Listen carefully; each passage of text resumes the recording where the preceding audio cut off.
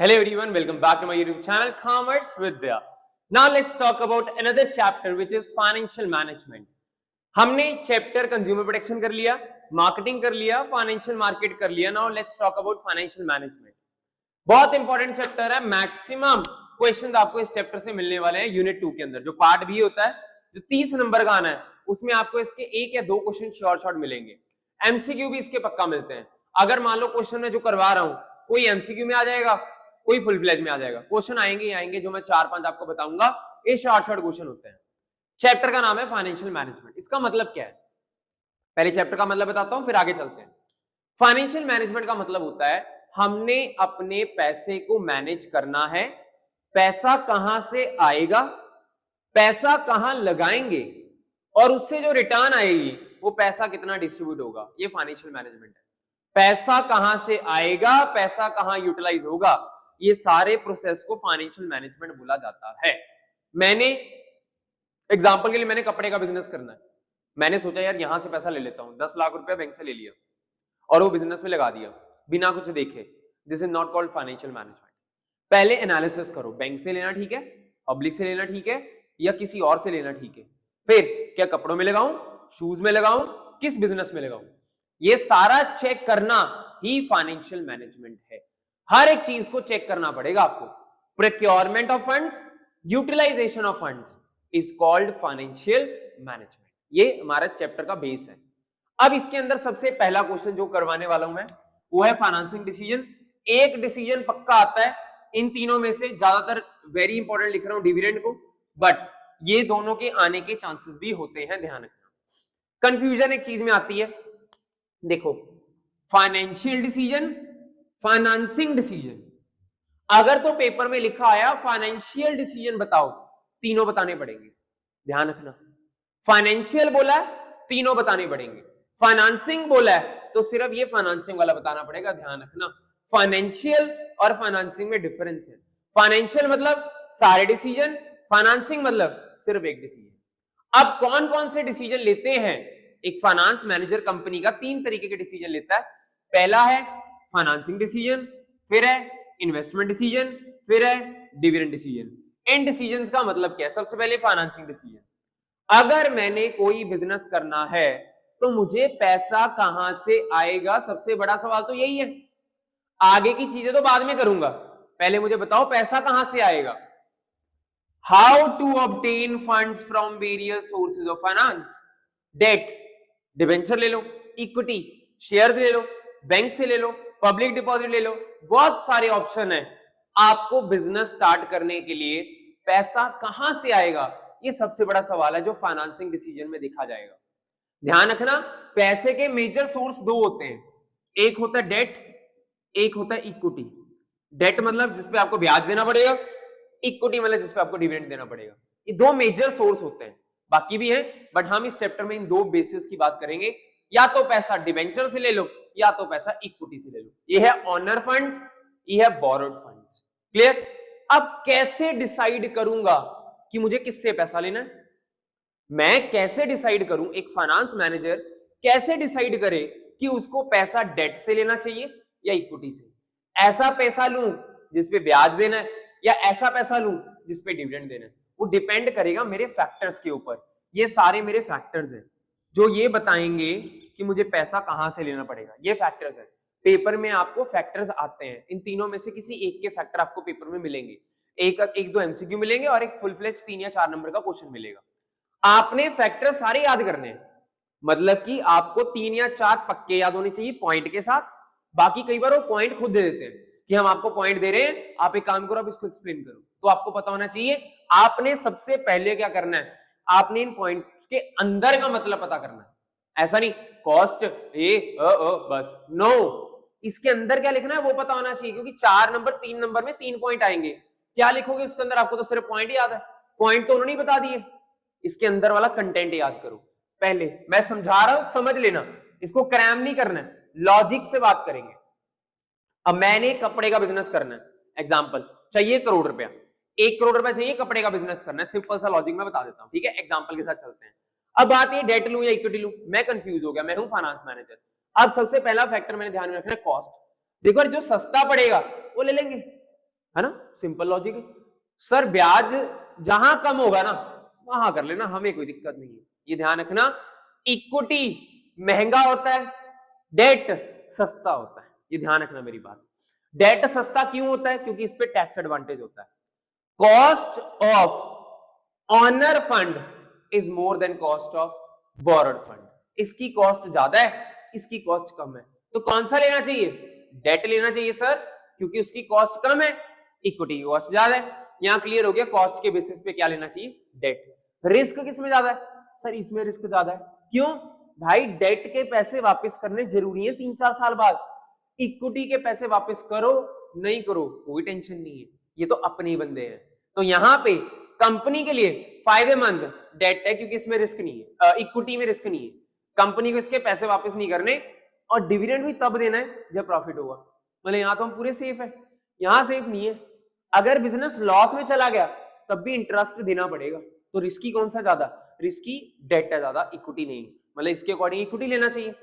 Flotation cost equity में ज्यादा होती है। फ्लोटेशन कॉस्ट मतलब पहले वाले चार्जेस। यहाँ पे ना बहुत डॉक्यूमेंटेशन के चार्ज होते हैं यहाँ पे इक्विटी में, कभी इसको लिस्ट कराओ कभी इसको लिस्ट कराओ, बहुत पैसा लगता है। डेट में इतना पैसा नहीं लगता, तो फ्लोटेशन कॉस्ट के अकॉर्डिंग डेट लेना चाहिए। फिर आ गया कैश फ्लो पोजीशन। अगर आपका कैश फ्लो अच्छा है, आपका चलता बिजनेस है, ऑलरेडी बिजनेस चल रहा है, नए बिजनेस के लिए तो इक्विटी लो ही मत, तो बहुत रिस्की है, आपको टेंशन रहेगी। डेट मत लो नए बिजनेस के लिए। कैश फ्लो पोजीशन अच्छी है, अच्छा कैश आता है मेरे बिजनेस में, तो बढ़िया बात है, फिर आप डेट ले लो, क्योंकि ये सस्ता पड़ेगा, बस इंटरेस्ट टाइम टू टाइम देना पड़ेगा। इक्विटी में ऐसा कुछ नहीं होता, इक्विटी में डिविडेंड तब दोगे जब प्रॉफिट होगा। फिर आ गया कॉन्ट्रेक्चुअल कंट्रोल कंसिडरेशन। इसको ध्यान से समझना, मैं बिजनेस चला रहा हूं, मेरे बिजनेस में 70% शेयर मेरा है, बाकी पब्लिक का है या डेट का है। 70% इक्विटी, 30% डेट। अब मैं चाहता हूं कंट्रोल मेरे हाथ में रहे, मैं कंट्रोल बांटना नहीं चाहता, तो आप डेट इशू करो, क्योंकि अगर इक्विटी इशू करी तो आपका जो 70% है वो कम हो जाएगा, कंट्रोल आपका कम हो जाएगा। तो इसलिए आप इक्विटी इशू मत करो। अगर आप चाहते हो कंट्रोल कि मेरे पास रहे कंट्रोल, तो डेट इशू करो। बट अगर चाहते हो कंट्रोल चला जाए, कोई बात नहीं, मेरे को कंट्रोल से कोई लेना देना नहीं है, मुझे तो अपना थोड़ा कॉस्ट कम करना है, तो आप किस पे आ जाओ? आप डेट पे आ जाओ, टैक्स एडवांटेज मिलेगी। ध्यान रखना, कंट्रोल चाहते हो डेट इशू करो, कंट्रोल नहीं चाहते इक्विटी इशू करो। फिर आ गया स्टेट ऑफ कैपिटल मार्केट।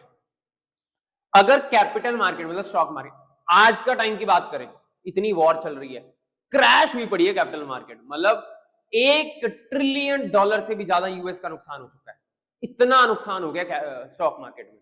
अगर ऐसा नुकसान हो रहा है तो भाई कैपिटल मार्केट में मत जाओ, इक्विटी इशू मत करो, इक्विटी में मत जाओ, डेट में जाओ, क्योंकि स्टॉक मार्केट के हालात ही बहुत बुरे हैं, आपको वहां पे जाने की जरूरत नहीं है।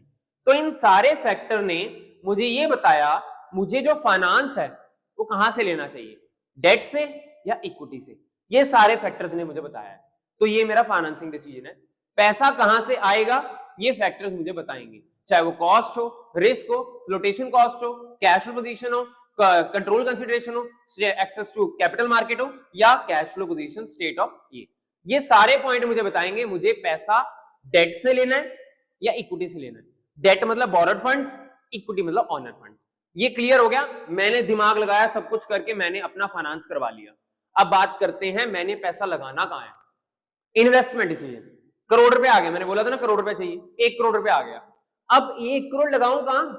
काम है कपड़े का, शोरूम खोल लूं तगड़ा, या कपड़े ले आऊं, करूं क्या, कैसे करूं? सवाल है इन्वेस्टमेंट डिसीजन। इसमें 2 तरीके के डिसीजन है, लॉन्ग टर्म और शॉर्ट टर्म। लॉन्ग टर्म मतलब फिक्स्ड कैपिटल में पैसा लगाओ, अपना खरीदो जगह, बनाओ शोरूम अच्छा सा, वो लॉन्ग टर्म डिसीजन है। Short term day to day पैसा भी तो चाहिए, कपड़े कहां से लाओगे, वैरायटीज कहां से लाओगे, चीजें कहां से बनाओगे, वो शॉर्ट टर्म डिसीजन। वो दोनों इन्वेस्टमेंट के अंदर ही आते हैं। आपने देखना जो करोड़ रुपए आया है वो कहां लगाना है, कैसे लगाना है, क्लियर? यहां लिखा भी है सिलेक्शन ऑफ एसेट्स, एसेट्स को सिलेक्ट करना। यहां आती है फिक्स्ड एसेट, यहां आती है करंट एसेट, ये आपको डिसाइड करना है कहां लगाना है पैसा, और विच फंड्स विल बी इन्वेस्टेड, कहां पे आपने फंड्स इन्वेस्ट करने हैं, लॉन्ग टर्म में, फिक्स्ड में या करंट में, दोनों में मिक्सचर कैसे कैसे करने हैं, कौन बताएंगे? ये फैक्टर बताएंगे 3। इसके 3 फैक्टर है, ये तीनों फैक्टर बताएंगे आपको पैसा कहां लगाना चाहिए। पहला, cash flow of the project. आप जिस प्रोजेक्ट में पैसा लगाना चाहते हो ये देखो कि उससे कैश फ्लो 3 महीने, 6 महीने, 1 साल में पॉजिटिव आ जाएगी। अगर आ जाएगी तो लगा दो पैसा। मतलब मेरे पास 4 बिजनेस है, कपड़े का, मोबाइल का, शूज का और करियाने का। मुझे ये समझ नहीं आ रहा कहां से कैश फ्लो फेवरेबल आएगा। चारों को एनालिसिस करो, देखो बिजनेस जाके बाहर से बात करो कॉम्पिटिटर से, जिसकी कैश फ्लो पॉजिटिव आएगी जल्दी एक्सपेक्टेड, उसमें पैसा लगा, ये ध्यान रखना। Second, rate of return. Obviously shoes में मिल रहा है 10% और कपड़े मिल रहा है 25%, तो मैं ऑब्वियसली वहीं पैसा लगाऊंगा ना जहां रिटर्न ज्यादा है। ये तो बिल्कुल बेसिक सा हो गया। इन्वेस्टमेंट क्राइटेरिया, जब आप ये देखते हो मुझे पैसा कहां लगाना है तो आप बहुत चीजें चेक करते हो, net present value, intrinsic value, ratios, बहुत कुछ चेक करते हो फिर पैसा लगाते हो। ये मेरे क्राइटेरिया है चेक करने के लिए कि मुझे पैसा लगाना कहां चाहिए। तो ये 3 फैक्टर को देख के आप इन्वेस्टमेंट करोगे कि मुझे कहां पैसा लगाना चाहिए। ये 3 फैक्टर मुझे बताएंगे मुझे पैसा कहां लगाना चाहिए। कपड़ों के बिजनेस में, मनियारी के बिजनेस में, करियाने के बिजनेस में, जो भी सिस्टम है, ये 3 फैक्टर से मुझे क्लियर हो जाएगा मुझे पैसा कहां लगाना चाहिए। पैसा आ भी गया, पैसा लग भी गया। मान लो कपड़े के बिजनेस में लग गया, अब वहां से आएगी रिटर्न, पैसा लगाऊंगा तो पैसा कमाऊंगा भी, पैसा कमा लिया। अगला सवाल आ गया डिविडेंड डिसीजन। ये डिसीजन ये कहता है कि यार देखो करोड़ रुपए लगाया था, 10 लाख बन गया। अब सवाल ये है कि मैं ये 10 लाख अपने पास रखूं या जिनसे मैंने इक्विटी ली है उनको शेयर होल्डर को डिविडेंड दे दूं, क्योंकि इनको तो इंटरेस्ट मिल ही गया। इनका तो सवाल ही नहीं है, इनको तो इंटरेस्ट मिल ही गया। सवाल इनका है कि इनको डिविडेंड दूं या नहीं दूं। ये मेरे ऊपर होता है, ये कंपनी के ऊपर होता है। शेयर होल्डर ज्यादा फोर्स नहीं करते, कंपनी के ऊपर है। अब सवाल ये है यार, ये डिविडेंड दे देता हूं, मेरे पास पैसे कम पड़ जाएंगे यार, अगर नहीं दूंगा वो नाराज हो जाएंगे, दोबारा पैसे नहीं देंगे। बहुत बड़े बड़े सवाल है। तो करना क्या चाहिए, कौन सी चीजों को देख के डिविडेंड देना चाहिए, वो ध्यान से देखो जरा। पहला dividend decision, what portion of earning will be distributed as dividend. कितना, 1 करोड़ लगाया, 10 लाख कमाया, 10 लाख में कितना अपने पास रखूं और कितना डिस्ट्रीब्यूट कर दूं, ये सवाल है। कितना अपने पास रखूं और कितना डिस्ट्रीब्यूट कर दूं, that is called dividend decision. ये ध्यान रखना, क्लियर। अब ये फैक्टर्स बताएंगे मुझे कि मुझे डिविडेंड कितना देना चाहिए, डिविडेंड देना चाहिए, नहीं देना चाहिए, ज्यादा देना चाहिए, कम देना चाहिए, ये फैक्टर डिसाइड करेंगे। सबसे पहले अमाउंट ऑफ अर्निंग्स। अगर अच्छा प्रॉफिट आ गया तो डिविडेंड दे दो, अच्छा प्रॉफिट नहीं आया डिविडेंड मत दो। स्टेबिलिटी ऑफ अर्निंग, अगर आपकी अर्निंग स्टेबल है, आपको पता है हर महीने, हर साल 10-10 लाख रुपए तो कमाऊंगा ही, दे दो डिविडेंड, कोई टेंशन नहीं है, क्योंकि पता है पैसा आ रहा है। स्टेबिलिटी ऑफ डिविडेंड, अगर आप ये चाहते हो हर साल हमें 15% डिविडेंड देना ही होता है, 20% डिविडेंड देना ही होता है, 10% देना ही होता है, तो भाई देना ही पड़ेगा, तो डिविडेंड डिक्लेयर कर दो, कोई दिक्कत नहीं है। फिर ग्रोथ अपॉर्चुनिटी, इसको ध्यान से समझना, बहुत बार आता है ये। ग्रोथ अपॉर्चुनिटी का मतलब है मेरे बिजनेस में अपॉर्चुनिटीज है कि अगले 1-1.5 साल में मेरा बिजनेस में बहुत अच्छे से ग्रो कर सकता हूं, तो डिविडेंड डिक्लेयर मत करो भाई, वो पैसा अपने पास रखो और शेयर होल्डर को बोलो आप वेट करो, थोड़े टाइम बाद आपको बढ़िया रिटर्न कमा के देंगे, आप अभी डिविडेंड मत दो, आप हमसे एक्सपेक्ट मत करो डिविडेंड, हमें ये पैसा बिजनेस में लगाने दो, हम आपको बढ़िया रिटर्न करके देंगे। तो वो क्या है, ग्रोथ अपॉर्चुनिटी। फिर कैश फ्लो, अच्छा कैश फ्लो है तो डिविडेंड डिक्लेयर कर दो, अच्छा कैश फ्लो नहीं है डिविडेंड डिक्लेयर मत करो। Share holder preference, share holder मांग रहे हैं, बार बार पोक कर रहे हैं हमें डिविडेंड चाहिए, हमें डिविडेंड चाहिए, तो उनको नाराज मत करो, डिविडेंड डिक्लेयर कर दो। नहीं मांग रहे तो डिविडेंड मत दो। टैक्सेशन पॉलिसी, ध्यान रखना, dividend is tax free in the hand of share holder. मैं शेयर होल्डर हूं, मेरे पास ये फ्री है, मेरे को कोई टैक्स नहीं देना, बट कंपनी को देना पड़ेगा। डीडीटी, डिविडेंड डिस्ट्रीब्यूशन टैक्स, आपको ये टैक्स देना पड़ेगा। अगर टैक्स रेट ज्यादा है तो डिविडेंड की अमाउंट कम बच जाएगी ना, तो एक काम करो, अगर टैक्स ज्यादा है डिविडेंड डिक्लेयर मत करो, टैक्स कम है डिविडेंड डिक्लेयर कर दो। स्टॉक मार्केट रिएक्शन, जैसे ही मैं डिविडेंड डिक्लेयर करता हूं मेरा शेयर प्राइस बढ़ जाता है, स्टॉक मार्केट खुश हो जाती है कि मैंने डिविडेंड डिक्लेयर किया। अगर ऐसी सिचुएशन है तो भाई डिविडेंड डिक्लेयर करो, अच्छी बात है। बट अगर आपको लगता है जब जब डिविडेंड डिक्लेयर किया है कोई मेरा शेयर रिएक्ट नहीं किया, स्टेबल ही है, तो मत करो डिविडेंड डिक्लेयर, पैसा अपने पास रिटेन रखो।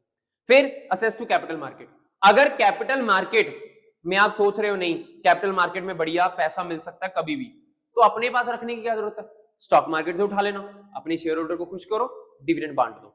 आपको अगर पैसे की जरूरत पड़ी, आपका तो कैपिटल मार्केट में असेस है, वहां से उठा लेना, शेयर होल्डर्स को डिविडेंड दे दो। अगर असेस नहीं है, कैपिटल मार्केट से पैसा उठाना इतना आसान नहीं है, तो डिविडेंड डिक्लेयर मत करो। फिर लीगल कंस्ट्रेंट, सरकार ने बोला हुआ है कि भाई देखो इतना इस हिसाब से डिविडेंड देना है तो देना पड़ेगा। कॉन्ट्रेक्चुअल कंस्ट्रेंट्स, डिवेंचर होल्डर ने बोला इतने तक का डिविडेंड दे सकते हो।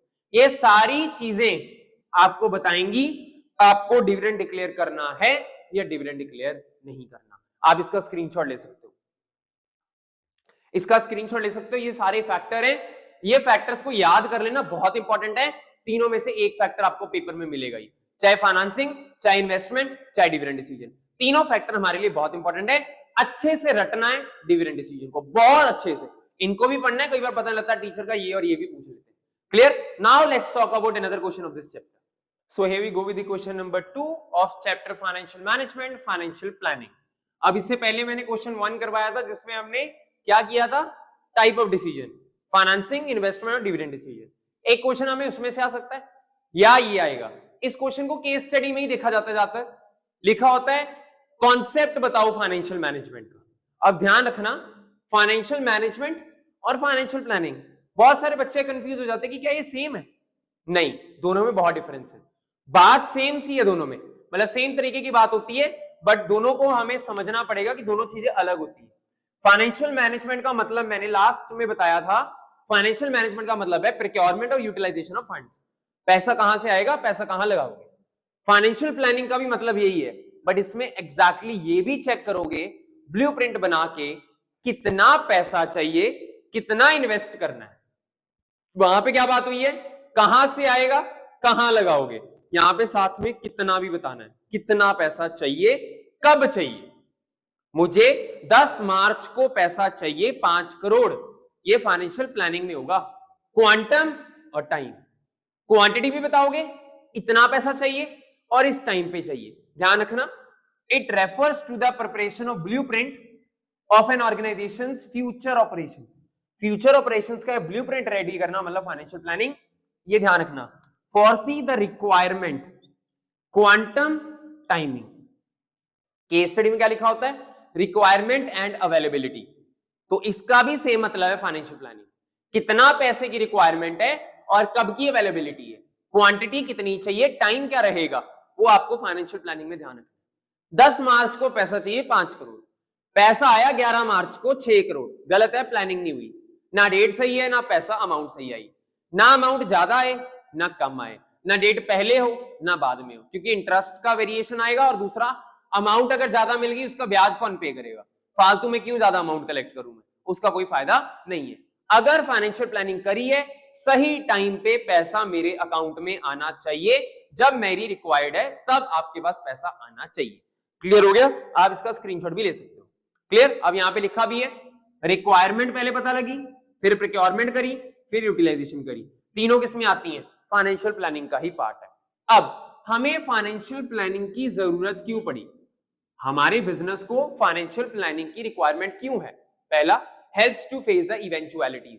कई बार ऐसे इवेंट्स आ जाते हैं, कई बार ऐसी चीजें आ जाती हैं जो हैंडल नहीं हो पाती, वो कैसे हैंडल होगी, अगर फाइनेंशियल प्लानिंग है। कई बार ऐसी सिचुएशंस आ जाती हैं जिसमें हमें पहले ही बैकअप चाहिए होता, अगर ऐसा कोई इवेंट आ गया तो वो कौन हैंडल करवाएगा, फाइनेंशियल प्लानिंग। फिर आ गया helps in avoiding business shock, झटका नहीं लगेगा बिजनेस को कभी, क्योंकि पहली बैकअप है। मुझे पता है 5 करोड़ रुपए 10 तारीख को चाहिए, पता है 10 को आएगा, 15 को आया शॉक लगा, 5 को ही आ गया तब भी शॉक लगा। ऐसे शॉक प्लानिंग के अंदर नहीं लगते, क्योंकि क्वांटिटी और टाइमिंग परफेक्टली मैच होती है, क्योंकि हमने प्रॉपर प्लानिंग कर रखी है। फिर helps in coordinating business transactions. Business के फंक्शन कौन से होते हैं, planning, organising, staffing, directing, controlling. इनका आपस में कोऑर्डिनेशन कौन बनाता है, फाइनेंशियल प्लानिंग। मार्केटिंग वाले को कब पैसा चाहिए, फाइनेंस वाला कब पैसा देगा, प्रोडक्शन वाले को कब पैसा चाहिए, ये सारा कोऑर्डिनेशन प्लानिंग के अंदर ही होता है, प्रॉपरली मेंशन होती है हर एक चीज। फिर अवॉइडिंग वेस्टेज, ये तो ऑब्वियसली बात होगी ना, वेस्ट तो करना ही नहीं है, क्योंकि फाइनेंशियल प्लानिंग के 2 ही ऑब्जेक्टिव है, सही टाइम पे पैसा और जितना चाहिए उतना, अननेसेसरी नहीं मिलेगा। ये फाइनेंशियल प्लानिंग के ऑब्जेक्टिव है 2, कि आपको पैसा सही टाइम पे मिलेगा और अननेसेसरी अमाउंट नहीं मिलेगी। कि हाँ 10 करोड़ मांगी, 15 करोड़ आ गई है, 5 करोड़ आ गई, शॉर्टेज भी नहीं होगी, अननेसेसरी भी नहीं होगी, तो वेस्टेज की तो बात ही नहीं है।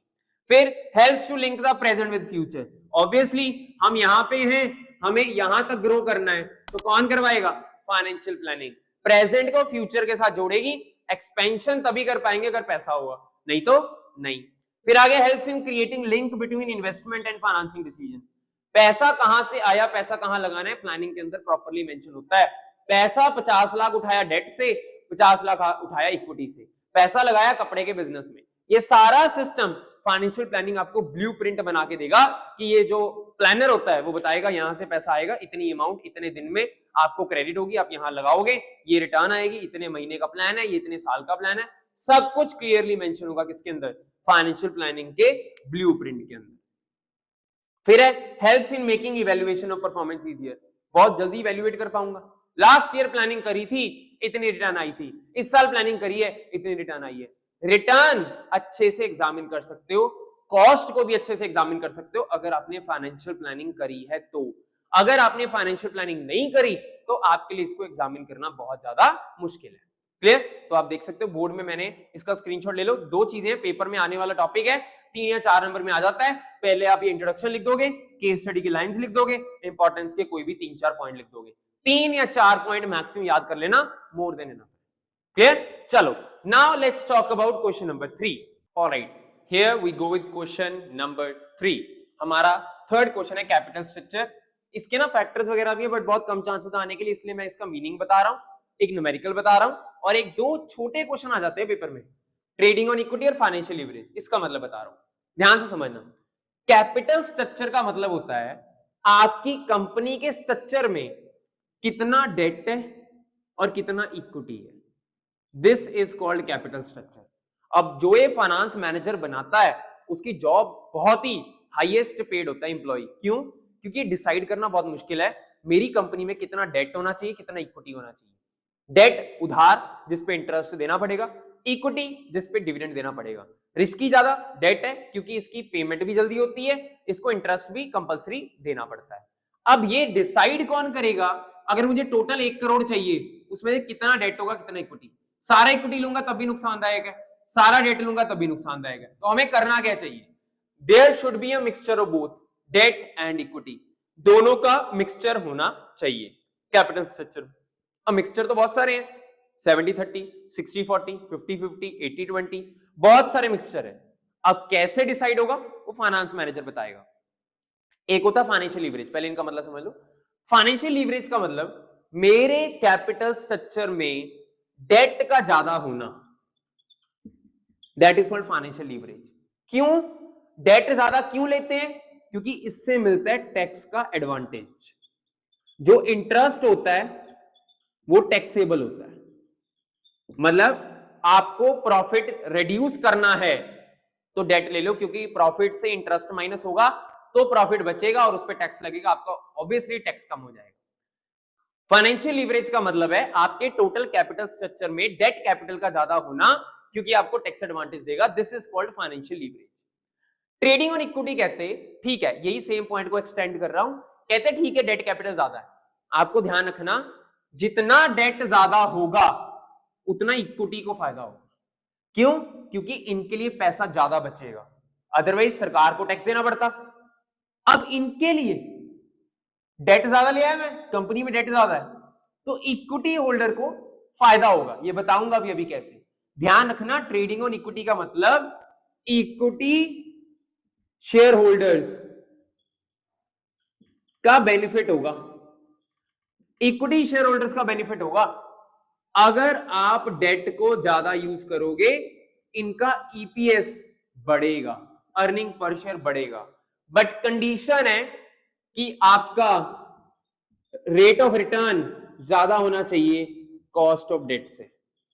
ये लिखा है ना मैंने, इंटरेस्ट रेट 10%, आपके बिजनेस का रिटर्न जो प्रॉफिट कमाते हो लाइक ईबीआईटी, वो ज्यादा होना चाहिए 10% से, तभी ये पॉसिबल है, नहीं तो नहीं।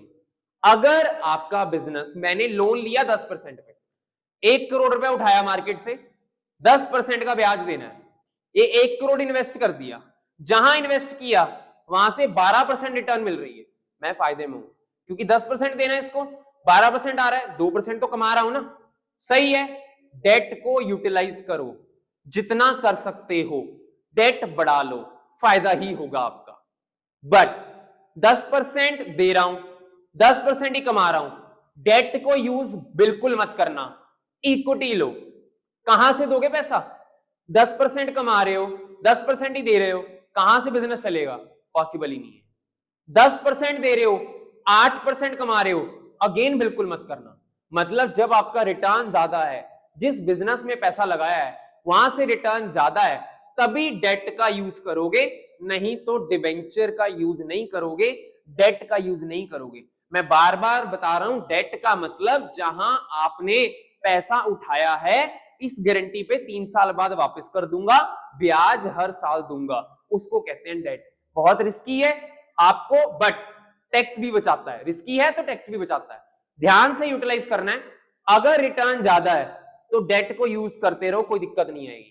रिटर्न कम है तो मत करो यूज, इक्विटी ही लो। ये होता है ट्रेडिंग ऑन इक्विटी।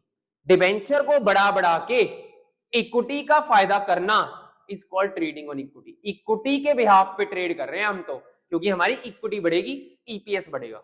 अब बातों में बहुत बता दिया, प्रैक्टिकल बताता हूं कैसे इक्विटी बढ़ेगी, मतलब ईपीएस कैसे बढ़ेगा। देखो, एक ये बिजनेस है, 2 ऑप्शन है। मैं 8 लाख रुपए कमाऊंगा, टोटल मेरे को 60 लाख रुपए चाहिए। Option A, option B. मेरे बिजनेस की इन्वेस्टमेंट है 60 लाख रुपए, 60 लाख लगा के 8 लाख रुपए कमाऊंगा, ये 10% से तो ज्यादा ही है। और इंटरेस्ट रेट कितना है? 10%। ऑब्वियसली डेट को बढ़ा सकता हूं। पहला ऑप्शन कह रहे डेट ले लो 40 लाख का, इक्विटी ले लो 20 लाख की। यहां डेट ले लो 30 लाख का, इक्विटी ले लो 30 लाख की। यहां 30-30, यहां 40-20। ये 2 ऑप्शन है।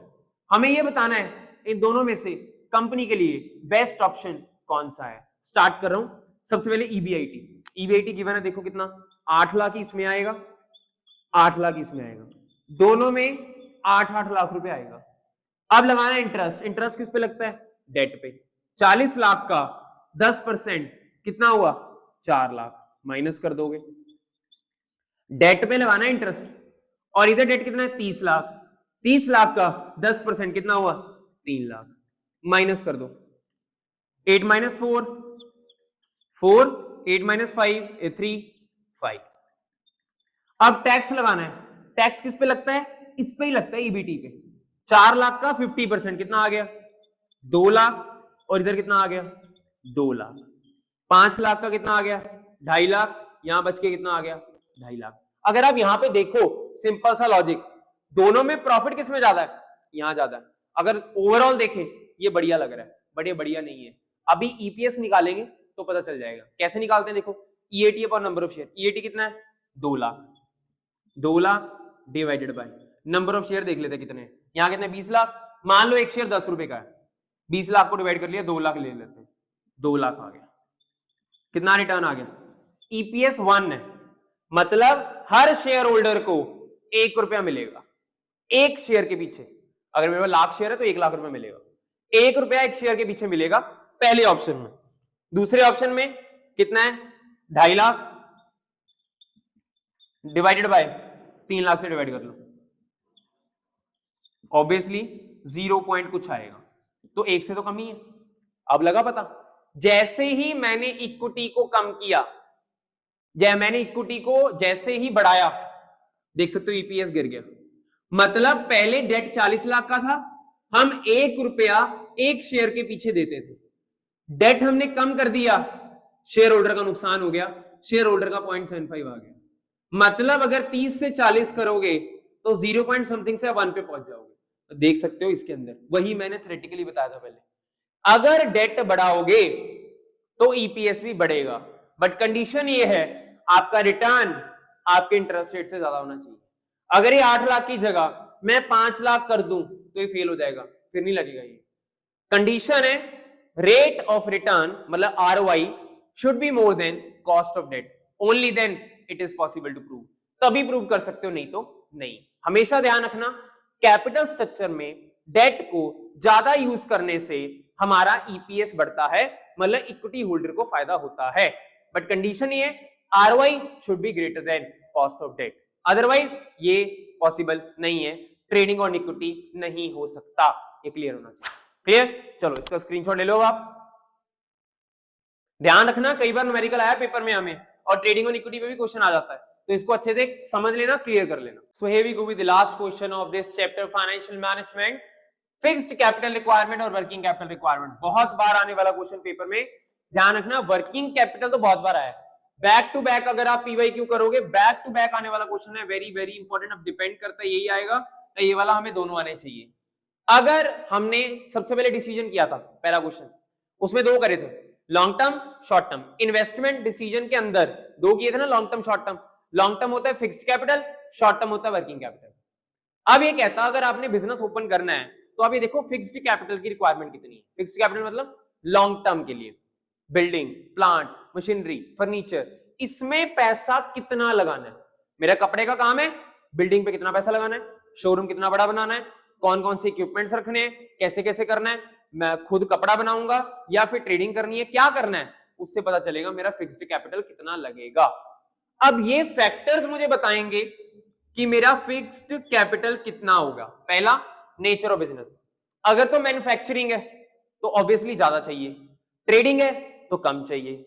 लार्ज स्केल का बिजनेस है, scale of operations, large scale का बिजनेस है तो ज्यादा चाहिए, स्मॉल स्केल का है तो कम चाहिए। टेक्निक, अगर आप मशीन से सारा काम करवाना चाहते हो तो ज्यादा चाहिए फिक्स्ड कैपिटल, लेबर से करवाना चाहते हो तो कम चाहिए। ये कंटेंट अंदर लिखना है उसके आपने। टेक्नोलॉजी अपग्रेडेशन, अगर आपके पास ऐसी मशीन है जो अपग्रेड करनी पड़ती है बार बार, ऑब्वियसली ज्यादा फिक्स्ड कैपिटल चाहिए।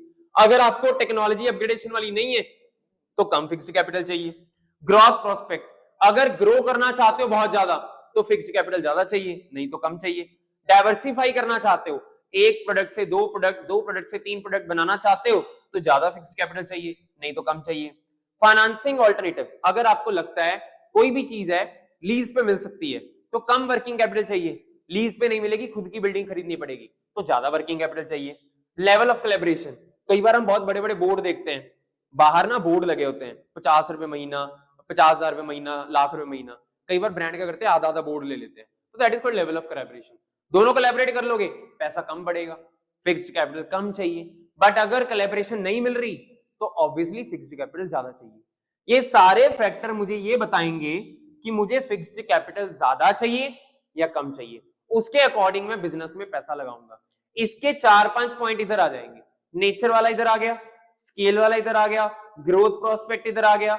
ये सारे पॉइंट, ये देखो, ये पड़ा, ये पड़ा, ये रहा, ये सेम पॉइंट है, 3-4 पॉइंट सेम है, बाकी और लिख सकते हैं। ध्यान रखना ये दोनों में से एक टॉपिक आने के चांस बहुत ज्यादा होते हैं। अब वर्किंग कैपिटल पे आते हैं। वर्किंग कैपिटल रिक्वायरमेंट है वो ये पूछते हैं डे टू डे ऑपरेशंस के लिए कितना पैसा चाहिए। करंट एसेट हमने अकाउंट्स में पढ़ा हुआ है, minus current liability is equal to working capital.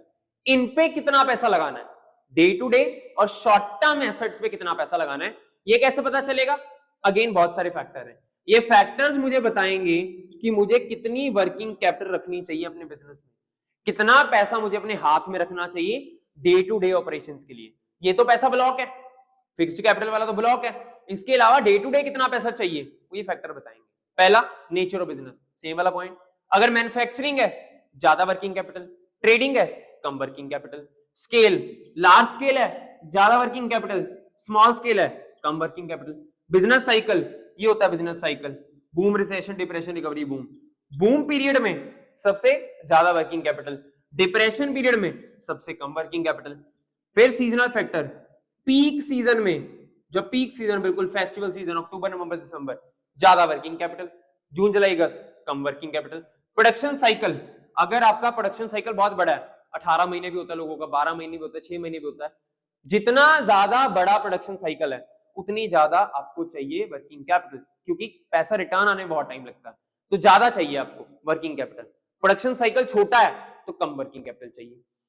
Credit allowed, मतलब कि आप कितनी देर का उधार देते हो, मान लो 6 महीने का उधार देते हो, 6 महीने आपके पास पैसा कहां से आएगा फिर।